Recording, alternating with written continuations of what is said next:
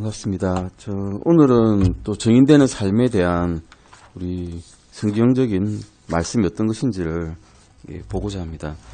정인이 된다는 것이 무엇인지 눈먼 사람에 의해서 우리가 보았고, 즉 예수님을 알지 못하던 자가 예수님을 알리는 것, 모르는 사람에게 가르쳐 주는 것, 그것이 정인되는 것이라고 배웠고요.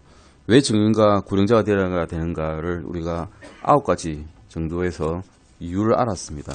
저번 시간에는 얼마나 자주 복음을 증언하는지, 아니면 그리고 또 그리스도를 위한 정인이 되고자 하나님께서 요구하시는 4가지 단계들에 대해서 쭉 보았습니다. 첫 번째는 말씀을 전하러 가는 것, 두 번째는 그 말씀을 심는 것, 그 다음에는 말씀을 심을 때, 즉 말씀에 씨를 뿌릴 때 어떻게 뿌려야 되는지에 대해서 제가 보았는데요. 전도지를 가지고 다니면서 다른 상점점원, 주차장 안내원 친구들, 우리가 모르는 또는 낯선 사람들에게도 부끄러워하지 않고 이 전도지를 내미는 것이죠. 부끄러워하는 사람이 있습니다. 실제로 성격상 저도 상당히 부끄러움을 많이 타는 성격이라서 부끄러워서 잘 못 전하는 경우가 있는데요. 근데 사실 우리는 모르는 사람들과 자주 만납니다.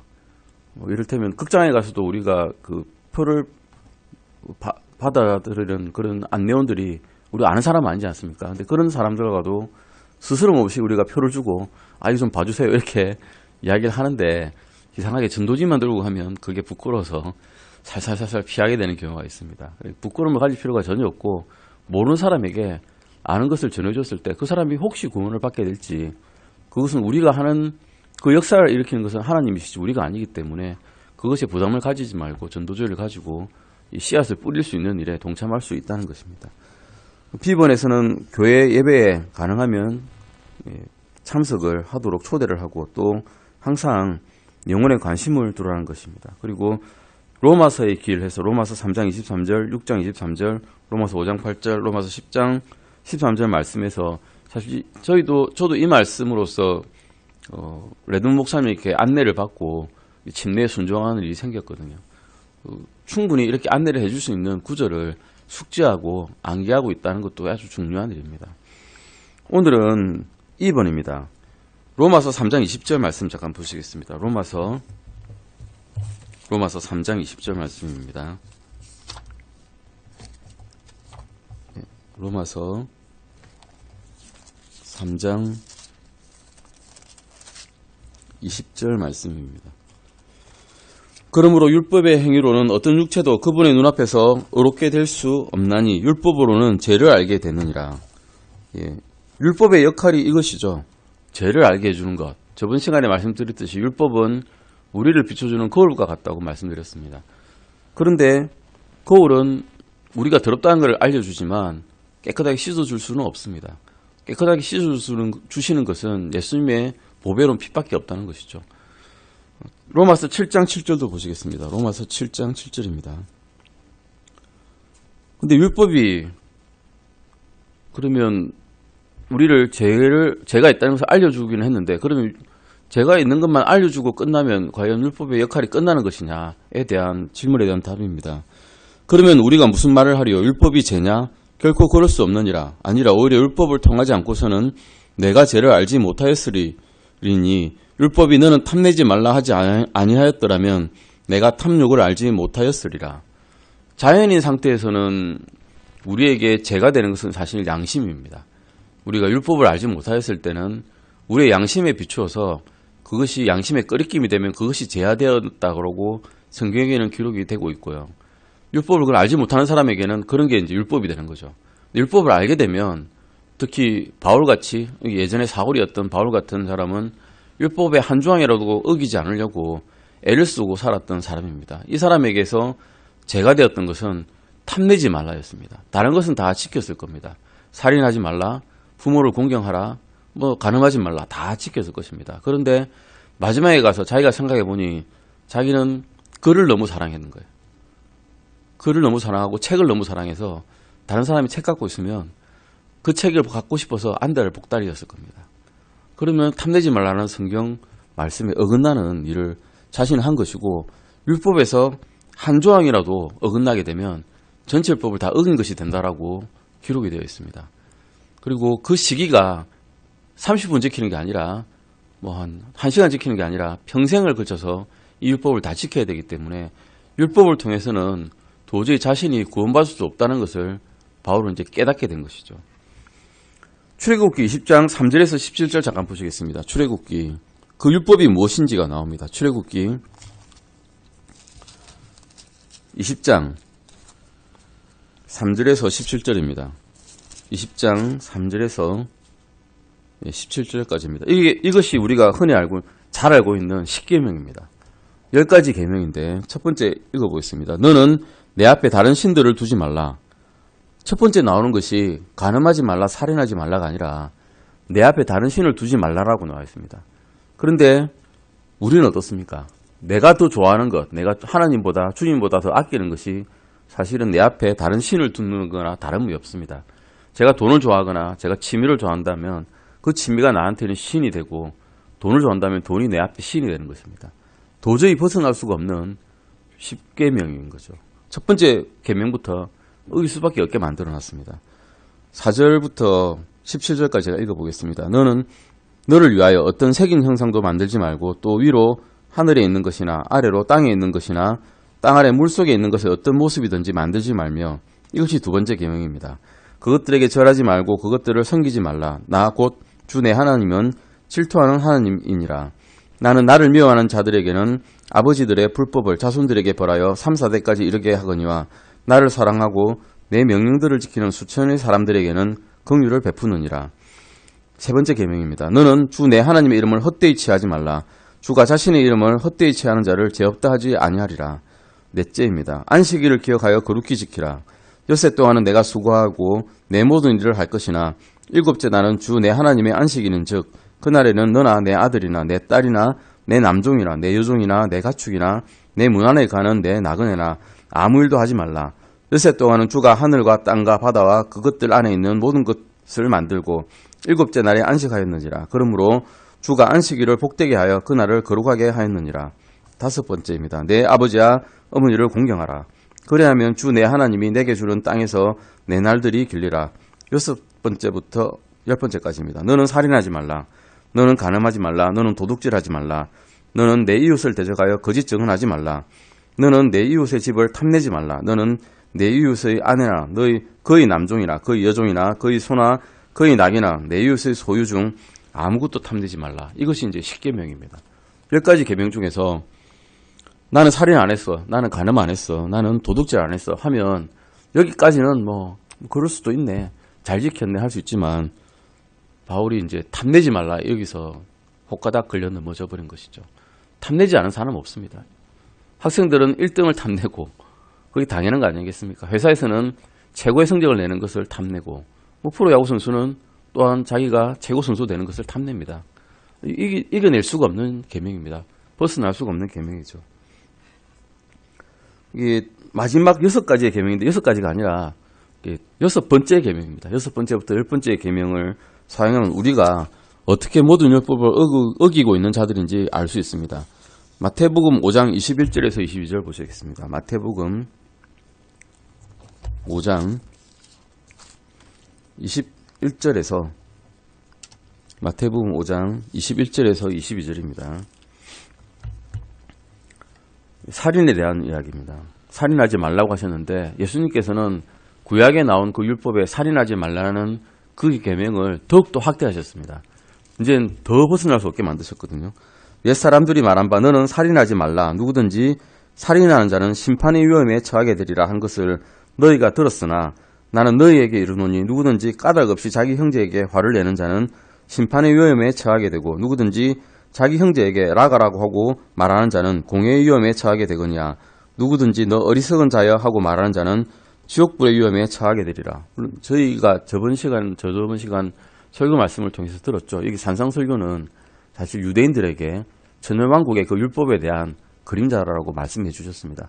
즉 천년왕국에 들어간 유대인들은 이런 법을 지켜야 되는 것입니다. 형제에게 너 바보야 이러면 심판의 위험에 처하게 되는 것이죠. 살인의 죄와 똑같다는 것입니다. 어쨌든 살인하지 말라는 것을 우리에게 적용해도 우리가 벗어날 수가 없다는 겁니다. 이 예수님의 말씀에 확대해서 이야기하면.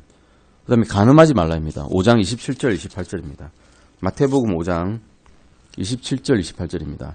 옛 사람들이 말한 바 너는 간음하지 말라 한 것을 너희가 들었으나 나는 너희에게 이르노니 누구든지 여자를 보고 그녀에게 음욕을 품는 자는 이미 마음속으로 그녀와 간음하였느니라. TV만 보거나 잡지만 봐도 간음한 것과 똑같은 것입니다. 마음만 품으면 간음한 것이니까요. 도둑질하지 말라입니다.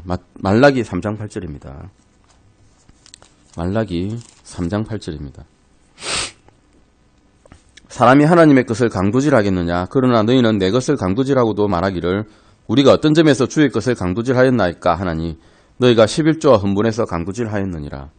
정확하게 11조를 유대인들은 그때도 말씀드렸지만 33.3% 냈습니다. 1년에 3년마다 한 번 내는 11조도 있었거든요. 자기들을 위해서 쓰는 11조도 있었고 주님께 주의 성전과 그 봉헌하는 사람들을 위해서 쓰는 11조도 있었고 해서 3년마다 33.3%를 자기 온 소득에 철저히 계산해서 내야 됐는데 그것을 철저히 지키는 사람이 이스라엘이 생기고부터 없어질 때까지 한 사람도 없었다고 합니다. 지킬 수 없는 법입니다. 이것은 율법이라는 것은. 그리고 거짓 증언하지 말라. 거짓말 해본 적 있습니까? 거짓말 해본 적 있습니다. 없습니다라고 말을 할 수가 없는데 있습니다라고는 자신 있게 다 말할 수 있을 거예요. 거짓말은 누구나 다 하거든요. 탐내지 말라. 당신은 당신이 가지고 있지 않은 어떤 것을 가지고 싶어 한 적이 있습니까? 어릴 때부터 무수히 많죠, 사실은. 내가 가지고 있지 않은 것을 얼마나 많이 가지고 싶어 합니까? 사실 그게 목적이 되어서 공부도 하기도 하고 사업도 하기도 하고 열심을 내기도 하지 않습니까? 그런데 이것들이 율법에 금하시는 것이란 겁니다. 그러면 율법을 주신 목적이 도대체 지킬 수 없는 율법을 왜 주셨을까? 그것은 이스라엘 민족으로 하여금 너희가 도저히 율법을 지킬 수 없다는 것을 인정하게 하기 위해서 주신 것이라고 주신 것이란 겁니다. 율법을 주신 목적은 모든 사람으로 하여금 자신이 또한 우리에게는 죄인이라는 사실을 깨닫게 하기 위함이라는 것입니다. 자기가 죄인이라는 사실을 일단 깨닫는 것도 깨닫고 나면 내가 내 힘으로는 내가 죄인이니까 나 자신을 구원할 수 없구나라는 것도 또한 알게 되는 것이죠. 이렇게 마음이 겸손한 상태, 내가 죄인이라는 것을 깨닫는 상태가 되어야 하나님께서 주시는 선물을, 구원이라는 값진 선물을 받을 수 있는 마음 상태가 되는 것입니다. 이러한 상태에 있는 자들에게 예수 그리스도를 통해서 영원한 생명을 하나님께서는 우리에게 선물로 주셨고 누구든지 이 선물은 값없이 주신 것이니까 아무 제약 없이 받을 수 있는 것이죠. 이런 것이 율법이 주신 목적이란 것입니다. 하나님께서는 인간이 두 가지를 믿기를 원했는데 이것을 믿으면 두 가지만 믿으면 영원한 생명을 선물로 주시겠다는 것이죠. 첫째는 내 자신의 힘으로는 하늘나라로 갈 수가 도저히 없다라는 것을 믿기를 원하셨고 둘째는 하나님께서 인간을 사랑하셔서 단순하게 예수 그리스도만 우리를 위해서 우리의 죄값을 위해서 죄값을 치르신 주 예수 그리스도만 믿으면 그분께서 죽으시고 우리의 죄를 위해서 죽으시고 묻히시고 사흘 만에 부활하시고 지금 하나님의 우편에 앉아 계시다는 것을 믿기만 하면 우리의 모든 죄를 용서해 주시고 영원한 생명을 주신다는 것을 믿으라는 것이죠. 이것만 믿으면 구원을 우리가 받을 수 있다는 것입니다. 이것이 율법에 주신 목적이란 것입니다.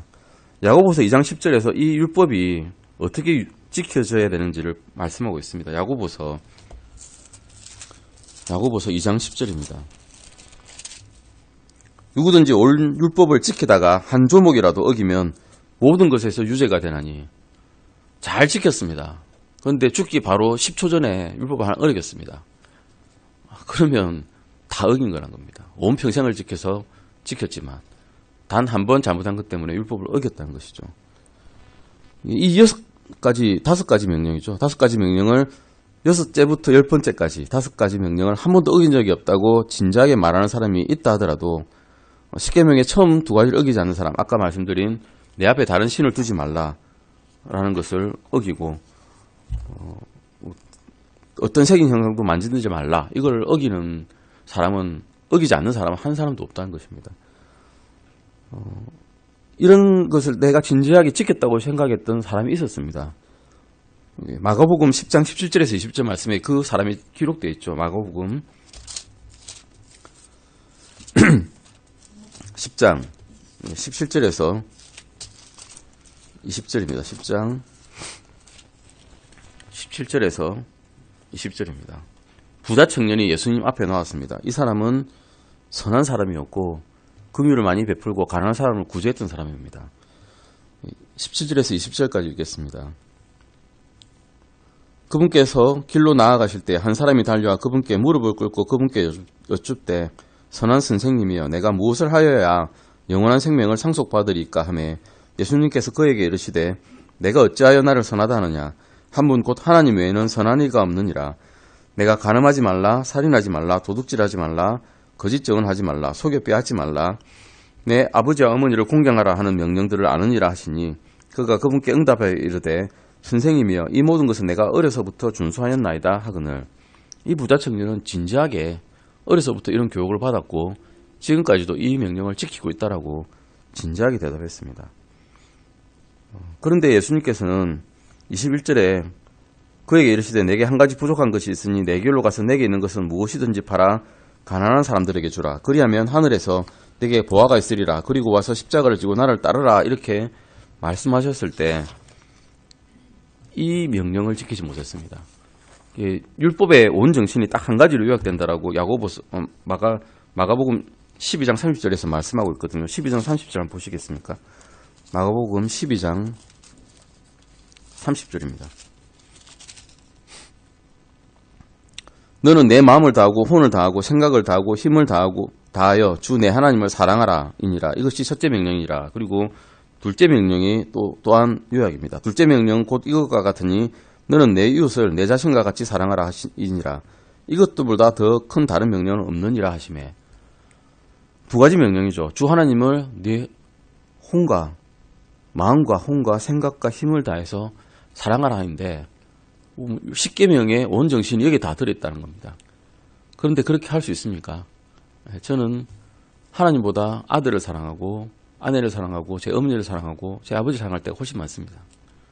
이웃을 사랑할 때보다는 저 자신을 사랑할 때가 훨씬 많거든요. 이것을 지키고 싶은데 지킬 수가 없습니다. 제가 그런 사람이 아니거든요.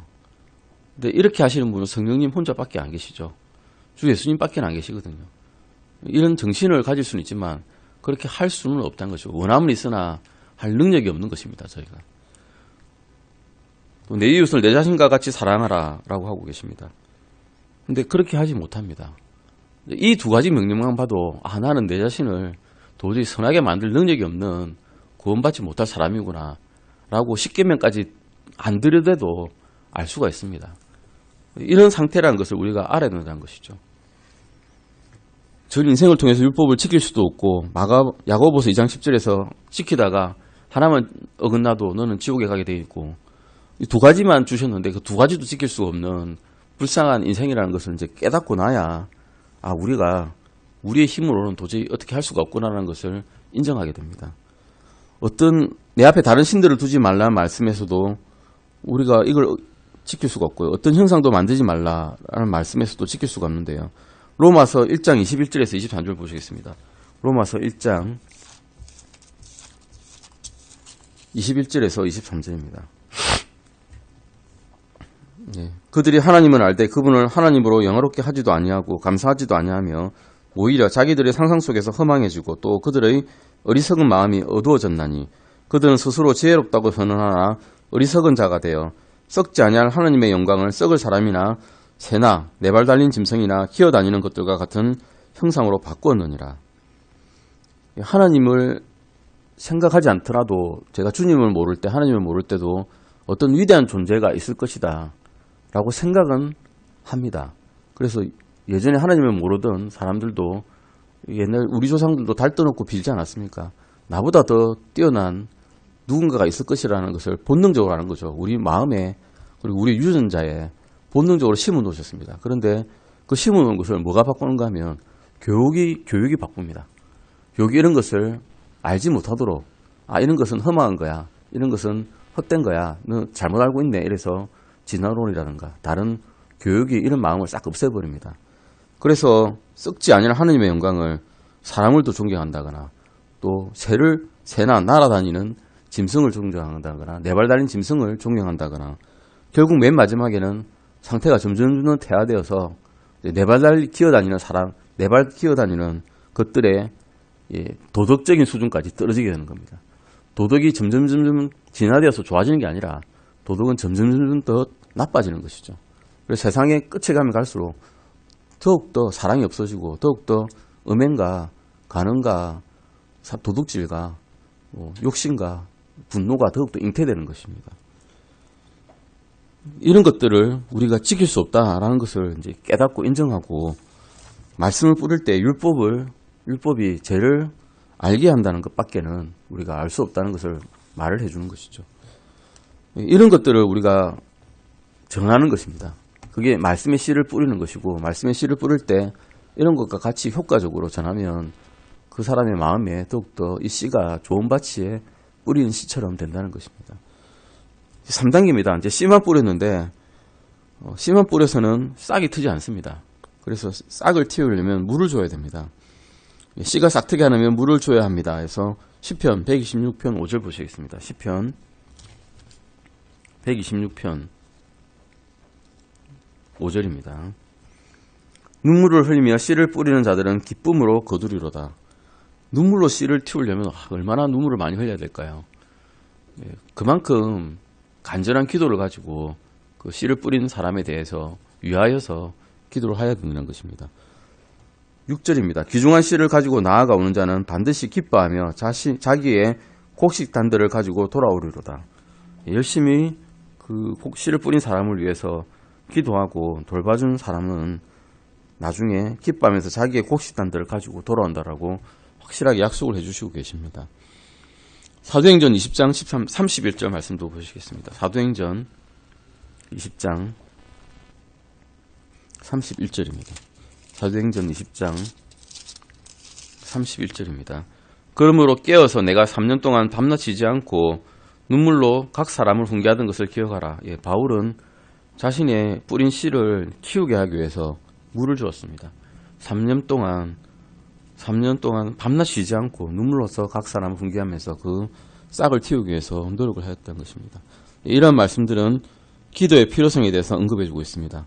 당신이 어떤 사람의 마음에 씨를 뿌렸다면 그들이 구원받을 때까지 간절하고 뜨겁게 기도를 해야 됩니다.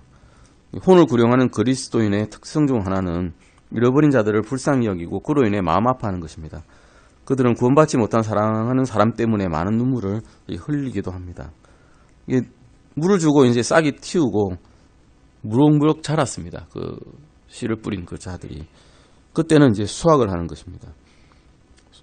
그리스도인이 구원받고 나니 두 번째로 가지게 되는 큰 기쁨은 귀중한 혼을 그리스도께로 인도하는 기쁨, 다시 말해서 영적인 산파가 되어서 새로운 탄생의 기적을 목격하는 기쁨입니다. 하나님께서는 당신에게 수확을 약속하셨습니다. 아까 읽으신 말씀이죠. 시편 126편 5절과 6절입니다. 눈물을 흘리며 씨를 뿌리는 자들과 귀중한 씨를 가지고 나아가오는 자는 자신의 곡식단들을 가지고 돌아오리로다 라고 확실하게 말씀을 해주셨습니다. 약속을 해주신 거죠. 그런데 농작물을 보시면 자기 스스로 가지치게 하고 자기 스스로 벌레들을 치우고 벌레들을 죽이는 그런 농작물은 없습니다. 스스로 수확하는 농작물이 없다는 거죠. 자기의 벽실을 탁 쳐가지고 이것을 도전까지 해가지고 드십시오 하고 주는 농작물은 없죠. 그래서 옆에 수고가 필요하다는 것입니다. 이런 수확하는 데는 어떤 절차와 수고가 있어야 됩니다. 어떻게 수확해야 되느냐?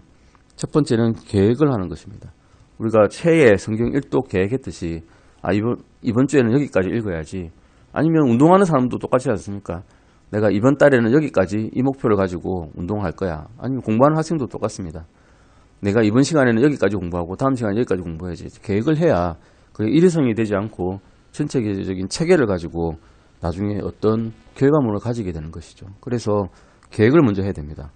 단순하게 충동적으로 말씀을 전하고 키우고 하는 것이 아니라 계획을 가지고 하나님의 말씀을 붙잡고 열매를 수확하는 일을 기대하고 그 마지막 결과물을 위해서 일을 하는 것입니다. 그 다음에 당신이 정언하고 있는 상대가 구원의 계획을 충분하게 이해하고 있는지 확인하십시오. 질문을 해봄으로써 확인할 수 있습니다. 그런데 당신은 천국으로 가기를 원하십니까? 라는 이 아주 부담스러운 질문에서부터 시작하지 말고 상대방이 뭔가 제 찔림을 느낄 수 있고, 그다음에 그리스도의 행하시는 일의 관계에서 이해할 수 있는 일을, 그런 질문을 하라는 것입니다. 천국이라 그러면 사실은 모든 다종교에서 천국, 극락 다 이렇게 이야기하거든요. 어떤 것인지 구분을 못합니다. 그렇게 그냥 두리뭉실하게 말씀을 던지면. 그래서 주 예수 그리스도께서 우리를 구원하셨다는 것과 당신의 저희를 위해서 돌아가셨다는 것을 충분히 알 수 있는 질문을 해야 된다는 것입니다. 인간에게는 본성적으로 구원의 일문을 제 손으로 맺고자 하는 마음이 있기 때문에 수학하는 단계로 넘어갈 때에는 본인이 이런 것을 깨달았다는 것을 일단 알아야 됩니다. 내가 하고 싶어서 가야 그 길로 가게 되지, 딴 사람이 억지로 잡고 간다고 해서 그 길로 가게 되지가 않기 때문에 그분이 충분히 깨달을 때까지 인내를 가지고 기다리는 것이죠. 사실은 기다리는 것도 굉장히 힘든 일입니다. 인내하는 것이 굉장히 힘든 일인 것 같습니다. 아직 수학할 때가 아니라면 항상 그 문을 열린 채로, 이 사람은 수학할 사람이 아니라 문을 쾅 닫아버리고 마음의 문을 닫지 말고 항상 그 문을 열어놓고 기다리면서 그분이 수학될 때까지, 마음이 무르익을 때까지 기다리는 것이죠. 10번이 가장 중요한 말씀인 것 같습니다. 구원은 믿는 것이고, 믿음은 회개가 길을 가다가 돌이키는 그런 겁니다. 길을 가다가 반대로 180도로 확 돌아가지고 다른 길로 가는 것이 회개라는 거라고 합니다. 그러니까 내가 지금까지 가던 내 자신을 믿고 내 자신이 선을 이루어서 구원을 받겠다는 생각을 접고, 나는 도저히 그런 능력이 없다는 것을 깨닫고 주님만 믿는 것이죠. 그것이 주님께로 돌아오는 회개라는 것입니다. 이런 것과 또 주님을 받아들이는 것을 영접하는 것, 이런 것이 주님을 향한 단순한 기도를 통해서 이루어진다는 것을 설명을 해야 되는 것이죠. 주님만 믿기만 하면 내가 영원한 생명을 받을 수 있는데 그것을 안 할 이유가 없지 않습니까? 그런 것을 깨닫게 말씀을 해드리는 겁니다. 죄인의 기도에는 어떤 정해진 형식이 없습니다. 방언을 해야 된다거나, 아니면 영접 기도를 꼭 해야, 아니면 침례를 꼭 받아야 내가 구원을 받는다, 이런 거 없습니다. 성경에는.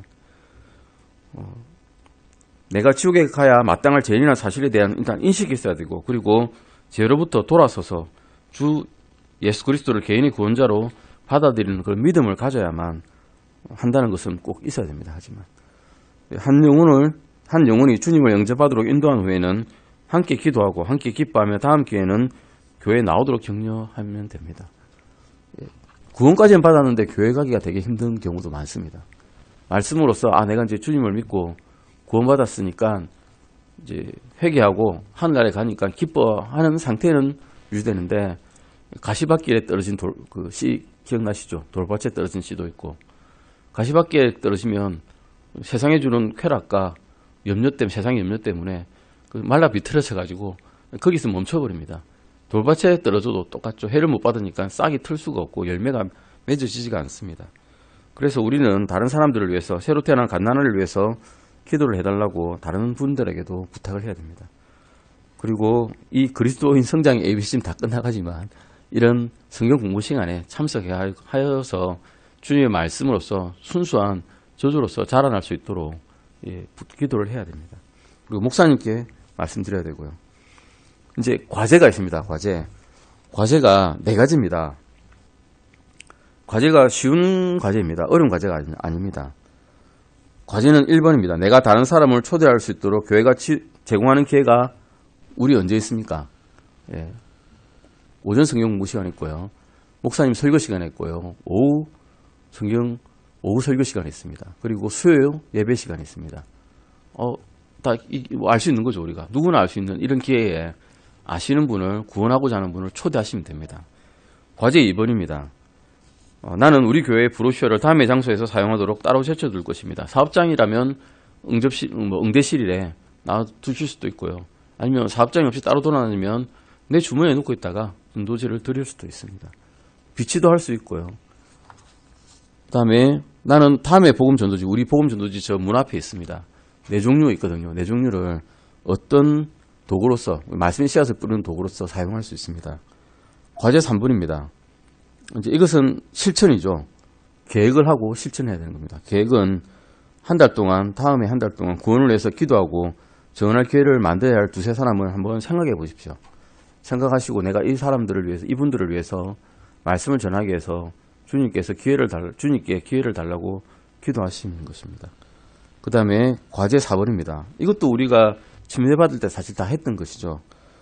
한 장의 종이를 준비해서 누군가에게 그리스도를 증언할 때 사용할 수 있도록 그리스도께서 당신에게 해주신 일들의 간증을 한번 차분하게 생각해 보시면서 써보시는 겁니다. 첫 번째는 구원받기 전에 당신의 삶. 구원받기 전에는 열심히는 살았는데 뭔가 삶의 갈증이 있고 뭔가를 해도 끝이 나지 않은 것 같은 그런 뭔가 영혼에 남은 부분이라 할까요? 그런 게 있었고 그 다음에 내 삶이 과연 바로 가고 있는 것인가에 대한 의문점이 항상 있었습니다. 그 다음에 구원을 받게 된 과정과 당신이 취한 행동 뭐 다 아시고 계시죠. 그런 것들을 저희 예전에 거제도 수련회에서도 같이 나누고 말씀 나누면서 서로 큰 기쁨을 가졌었습니다. 그 다음에 구원받고 난 이후에 당신의 삶, 옛날에 주던 그 삶의 쾌락과 즐거움들이 지금은 어떻게 바뀌었는지 생각해 보시면 될 것입니다. 지금은 그런 것들이 전혀 즐겁지가 않죠. 사실은 구원받고 난 다음에는 오히려 하나님 말씀이 있는 것이 더 즐겁고 교회 나오는 것이 더 즐거운 삶이 되는 것입니다. 여기에 한번 읽어보시겠습니다. 저는 박스 안에 든 글입니다. 저는 그리스도께로 다른 사람들의 혼을 이겨오기 위해 정은하고 찾는 삶을 살아야 한다는 성경의 가르침을 받아들입니다.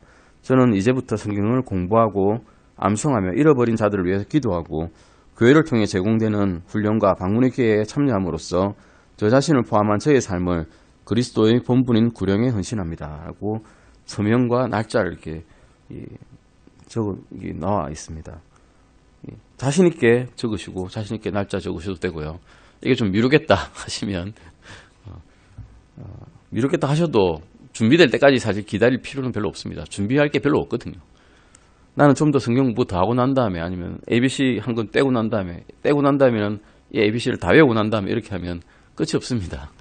조금 아는 걸로 그 우물가의 여인은 자기가 그 부끄러운 신분임에도 불구하고 동네 사람들한테 가서 동네방네 말하고 다녔습니다. 아는 거 하나도 없었는데도 그랬거든요.